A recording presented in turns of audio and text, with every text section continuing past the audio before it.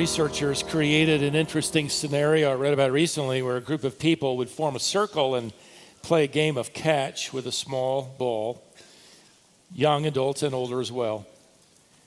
The participants were told to try to keep the ball aloft and not let it hit the ground. However, one woman in that circle wasn't aware that all the other participants had been told to never pass the ball to her. So they began their game of catch. The ball was tossed randomly from one person to another in the circle, but never to her. She appeared patient at first. She laughed when the others laughed and smiled when the others smiled. But as the game progressed and the ball never came her way, she eventually stopped smiling. She edged a little further into the circle to draw attention. And when that didn't work, she eventually, after several minutes, dropped her hands, not wanting to play or even attempt to catch the ball. After numerous scenarios like this, and with the interviews afterward with the individual who'd been left out, the researchers discovered that the ostracized person began to actually believe their lives, not just during the game, but their entire lives were meaningless. They were unwanted. They were without purpose. It's interesting how they discovered how quickly someone could go so deep and so far down.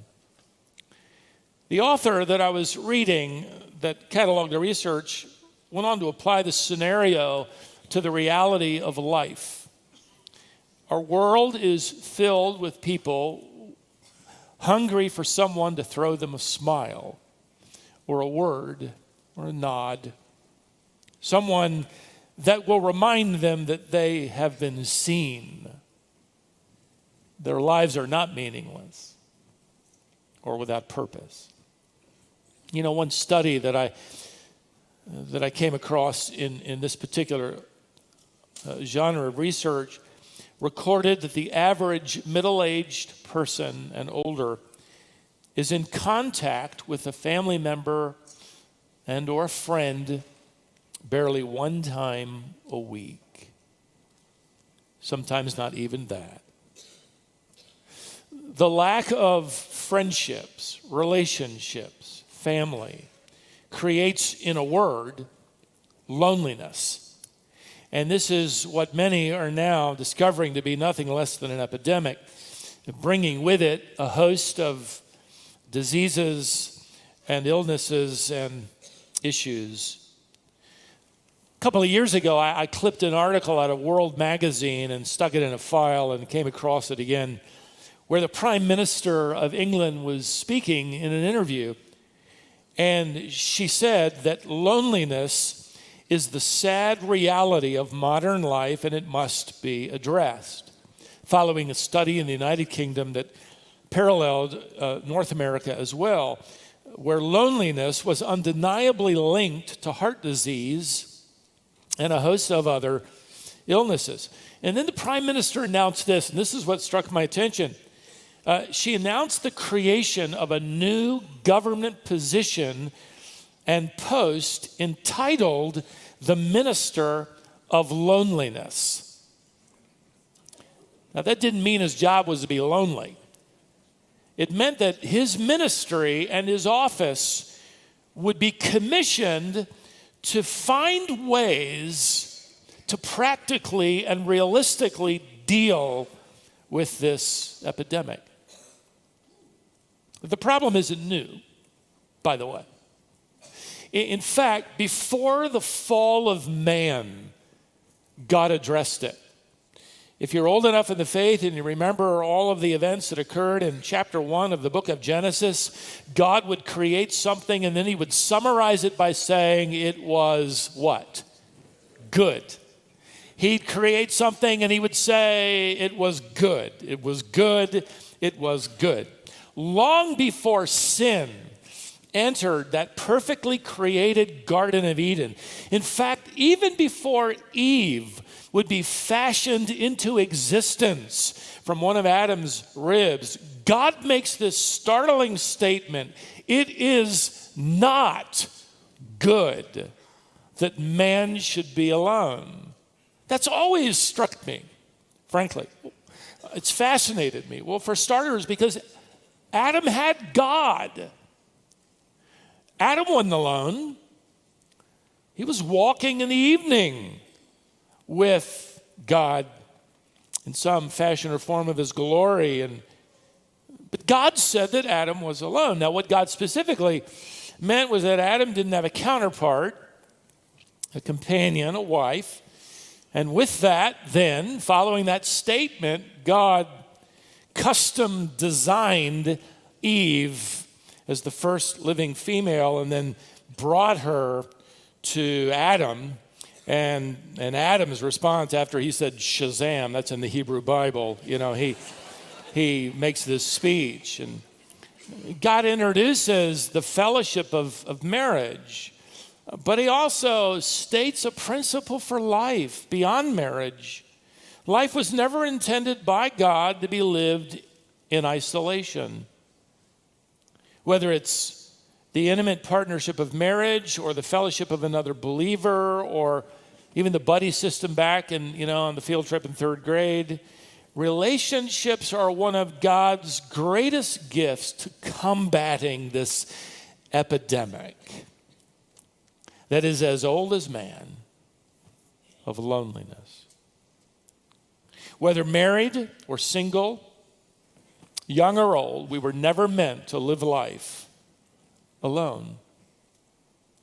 Maybe you're in need, as we even begin to introduce the subject of this kind of friendship we'll discuss in our session today. Dale Carnegie gives some good advice. He famously said a generation ago that you can make more friends in 2 months by showing interest in other people than you can in 2 years by trying to get people to become interested in you.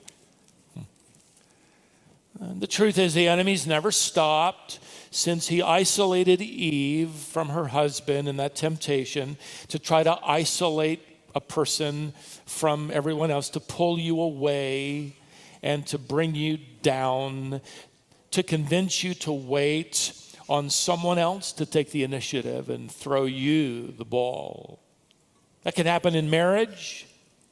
It can happen in the working relationship. It can happen in the family. It can certainly happen in the church. If you'll take your copy of Solomon's journal, we're in chapter 4, where Solomon has just finished in Ecclesiastes describing the lonely life of a self-absorbed, self-centered miser. We called him Ebenezer Scrooge because he just fit. He's alone. He is all about himself. He is racing along in his mad pursuit for just a little bit more. Let me just get a little more. Never mind, I'm alone and I don't want anybody, don't need anybody, and they don't need me. Well, that really wasn't the truth. But he becomes the epitome of loneliness.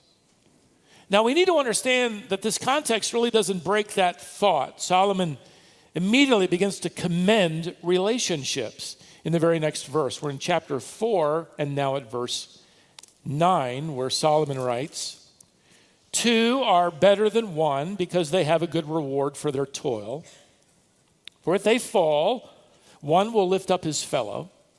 But woe to him who is alone when he falls and has not another to lift him up. Again, if 2 lie together, they keep warm. But how can one keep warm alone? And though a man might prevail against one who is alone, 2 will withstand him. A threefold cord is not quickly broken. These happen to be wonderful principles, certainly for a marriage relationship. You have the principle of provision and partnership and protection, and I've preached this in that way before. A good marriage isn't 2 people competing, it's 2 people cooperating in God's assignments that are unwrapped over the course of a lifetime. Now, the reason most people, including myself, until digging a lot deeper here for this study, assume that all he's talking about in marriage is primarily because of that phrase I read, that if two lie together, they keep warm. We'll get to that in a minute.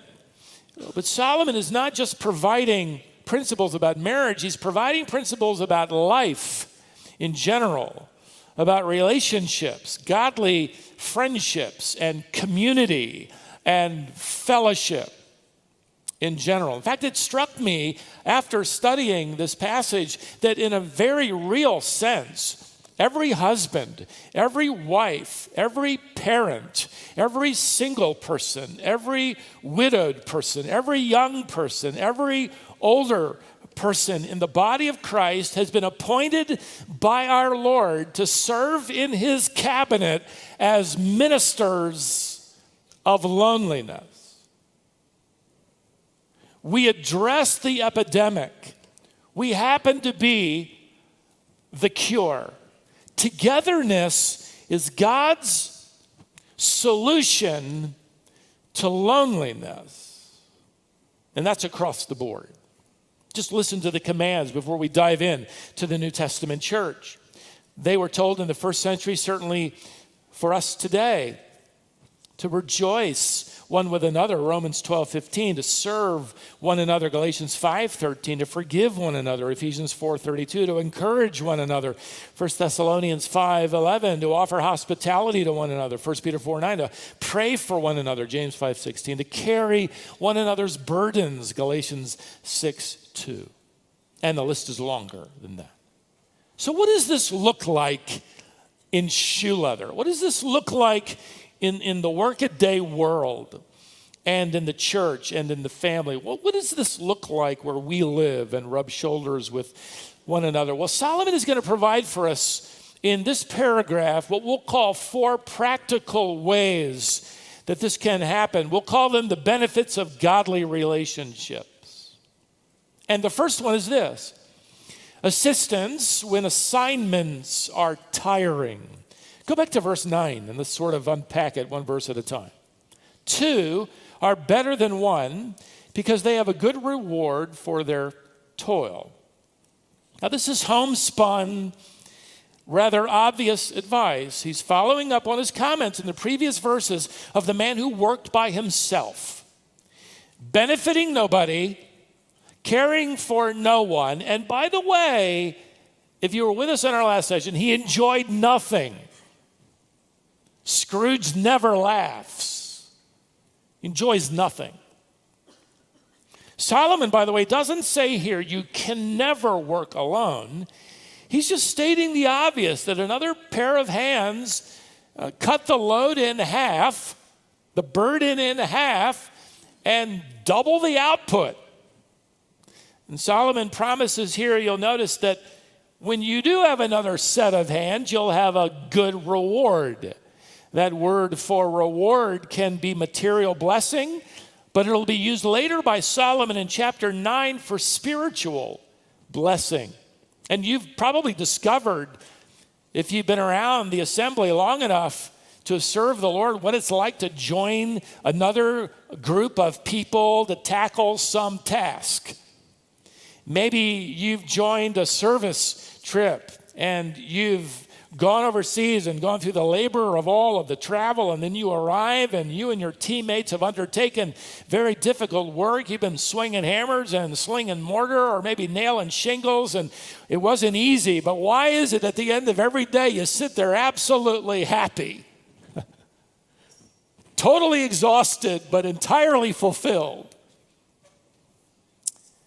Where is that closeness? How did that happen? One author, I think, said it well when he said that work is a sacrament of sweat by which God reconciles us to one another. There's nothing like joining together for some task. And a friend who comes along and offers another set of hands, oh, that's far better than working alone. Let me give you another benefit of godly friendship. Solomon adds, it's encouragement when strength is failing. Encouragement when strength is failing. Notice verse 10. For if they fall, one will lift up his fellow. But woe to him who is alone when he falls and has not another to lift him up. Now, Solomon is describing here that moment when someone falls. He's imagining two companions walking along, they're traveling, and one of them falls, trips, stumbles. He's too hurt to get back up on his feet alone. There's no button to push. I have fallen and need help, right? He's out there alone, and Solomon says if he is alone, woe to him, but if he's with another, well, that's great news, because that other one can lift him up. It was interesting to me to read one 3rd century church leader. In fact, the first full commentary of the book of Ecclesiastes that we have extant goes back to its publishing date in the year 213 AD, written by a church leader by the name of Gregory. And I have a copy of that commentary, and I was reading it on this text, and he writes that Solomon here is referring to not just falling. He believes he's referring to someone who has experienced the greatest misfortune that anyone can ever experience. He doesn't say what it is, but that they've just experienced it. And Solomon writes, woe to him. That woe isn't just, well, isn't that too bad? That woe is a word that refers to someone in great peril. This is a word that carries the connotation of danger. It's loaded with warning. Whenever we struggle or fall physically, or even more broadly, as Solomon implies in the verb, whenever we fail or we stumble in life, we need someone who will not walk away, but someone who will help us back up on our feet. This is the Apostle Paul writing to the believers in Galatia, saying, look, when you see somebody that's tripped up, entangled in sin, you who are spiritual, don't just stand there and point at them. Don't run away. Go help him get back on his feet. It's the same principle. And Solomon, by the way, isn't just sort of casually suggesting that this is, this kind of companionship is a good idea and you ought to try it. He's actually saying you're in danger without it. Without this minister of loneliness who comes and offers encouragement to those whose strength is failing after falling. Here's another benefit. Number 3, godly relationships provide support when hope begins weakening. Look at verse 11. Again, if two lie together, they keep warm. At first glance, this sounds like the marriage bed. That can apply unless your spouse has cold feet. Then it doesn't quite work out as well as it seems to imply. But how can one keep warm alone? Now, the immediate context, again, is of two people traveling. Two companions. They're lying back to back out there and under conditions of some cold Palestinian night. In fact, every commentator I read pointed to this text as describing the typical culture of Solomon's day when two companions would huddle through the night. In fact, the more the merrier. If you're alone, tough. If you got somebody to get up close to, that's wonderful. And 3 is even going to be better. The more the merrier. The Australian Aborigines had a phrase for sleeping outdoors on cold nights. They would call it a 3-dog night. In other words, it's so cold out there in the open, it's going to take 3 dogs to keep you warm. Now, if you're old like me, when you hear the phrase 3-dog night, got a lot of old people in here. You're probably thinking of that rock group. Well, they were originally a 3-member band who took their name from this Australian expression. And as I'm telling you this, you're probably wondering, well, how would I know that? I read it in the book. I did. In fact, growing up in the 60s and 70s, I never listened to their music. without getting into trouble. Okay, let me just add that phrase. Back to Solomon, okay? My mother is going to be listening to this later. All right, in Solomon's day, travelers are sleeping out in the open beside the road, which is where they would typically sleep. There are no Holiday Inns. There is the difficulty of surviving the night.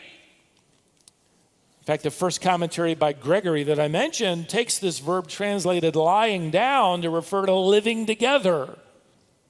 And warmth is expanded to comfort. This isn't just good traveling advice. This is wisdom for life. Traveling through life. When times are hard, when those cold winds of difficulty or pain or opposition or trouble blow, and that hope you have wanes, when assurances grow weak. These are the times when the heavens are made of brass, when you're numb to God's voice, you're numb to God's word. You need a friend who comes along with words of encouragement and solace and exhortation, who encourages you, who sort of warms your soul, who brings along the spark to get the fire back, to fire back up our heart. Solomon is just saying, isn't it great when you have somebody like that? He's also implying, isn't it great when we're that minister of loneliness? One more benefit. Number 4, they provide reinforcement when life becomes threatening. Solomon writes in verse 12, and though a man might prevail against one who is alone, 2 will withstand him. A threefold cord is not quickly broken. Some see the Trinity here in the reference to a threefold cord. This is not a reference to the Trinity, although the Trinity is a biblical doctrine. Others that I read see this as a marriage partnership that includes the Lord as the third party. That's certainly a true and wonderful picture of a godly marriage. Others believed it was a husband, wife, and a child that provided this triangle of commitment. Solomon isn't saying here, however, that a threefold cord can't be broken. He's saying that it can't easily be broken, and he's simply giving, again, down-to-earth, obvious, practical advice. Isaiah will use the same word Solomon uses here for broken or easily broken. He uses it to refer to tent cords that are snapped, that are pulled up out of the ground by an army that's defeated another army, and they're going to take those tents down and take those people captive. This word for being broken has a military nuance of being defeated. This is what he's saying here. You're in a fight. You're in a struggle. You're under attack physically, or more broadly under spiritual attack. How critical it is to have reinforcements who will watch your back, who will lift you up in prayer, who will engage with you in battle, who will stand for the truth you cherish. Isn't this a wonderful picture of the redeemed? Simply put, there is safety in numbers. In fact, if 1 isn't as safe as 2, and 2 isn't as strong as 3, that's even better. That's even less likely to be overpowered. How about 100? Or 200? Or 1,000? This is Solomon's commendation of community. The advice is the antidote to what Chuck Colson, founder of Prison Fellowship, now with the Lord, called this dangerous virus of individualism, which has infected, he writes, Christians to act as if all that matters is Jesus and me, or Jesus and my family, never mind yours. And in doing so, he writes, miss the point altogether that Christianity was never intended to be solitary. And this virus isn't new, is it? The danger to pull away from the church, from the believing fellowship, is still as real today as it was in the apostles' era. How do we know that? We know that because the writer of Hebrews is scolding believers who have already made it their practice to pull away from the assembly, to not meet, to not serve. Hebrews 10. Paul had to reinforce humility in serving one another to the Corinthian church. They weren't just random believers floating through life. They were actually gifted appointees as members of a physical body. He uses that analogy of being feet and hands and eyes and ears, 1 Corinthians chapter 12, and he scolds them as well for saying to other believers, and I quote, "I have no need of you. I don't need you," which is another way of saying, I don't want you to need me. This is the Apostle Paul describing an encounter in his own life when he admitted to the Corinthian church that he'd been depressed. 2 Corinthians 7:6 is translated downcast. That sounds a little more spiritual. He's in the thick of the fight. He's on the front lines. He writes that he's fighting afflictions without, and he's experiencing fears within, and he's been brought to despondency, depression, and discouragement. And then he says this, God who comforts the downcast comforted me, comforted us by the coming of Titus. I love that. What brought Paul out of his downcast episode? It wasn't another verse. It wasn't another, here's a book, read this. It wasn't another, you really ought to go plant another church. It wasn't another gift of money. It wasn't listening to another sermon. I don't know about that one, but it wasn't that either. It was the arrival of another believer. The arrival of reinforcement. It couldn't have happened to Paul without Titus showing up. Are you showing up in the lives of others? Maybe someone. Where do you serve, reinforce, assist? Beloved, New Testament Christianity isn't just about believing. It's about belonging. Have you ever thought about the fact that our world longs today for what the gospel offers and what the church is to demonstrate? The church is the antidote to isolation. The local community of believers is described in the Bible as a family, a wedding party, a body, a fellowship. Now, Solomon wraps up this chapter, and I'm going to take the next few lines very quickly because I don't want to spend another sermon just on this, and I believe it ties in contextually to everything he's described, but he wraps it up by creating this parable. And the parable serves as an illustration of the danger of going it alone. Verse 13, better was a poor and wise youth than an old and foolish king who no longer knew how to take advice. Now get this, he's describing a king who's become isolated on his throne. He wasn't about to listen to anybody any longer, which is another way of describing. In fact, notice he says he no longer knew how to take advice. This is another way of describing somebody who doesn't have anybody close enough to him to tell him the truth. He didn't want to hear it, but he is isolated. So he's reached the pinnacle of power only to be stranded there alone and lonely at the top. Verse 14, this wise youth went from prison to the throne, though in his own kingdom he had been born poor. This is a rags to riches parable. Here's a young man. The context implies he's been in debtor's prison, but by his wisdom, by his wits, his personality, his charisma, his charm, he wins the approval of the masses. And before you know it, he deposes that old lonely king and he steps into the throne. Verse 15, I saw all the living who move about under the sun, along with that youth who was to stand in the king's place. Now look what happens.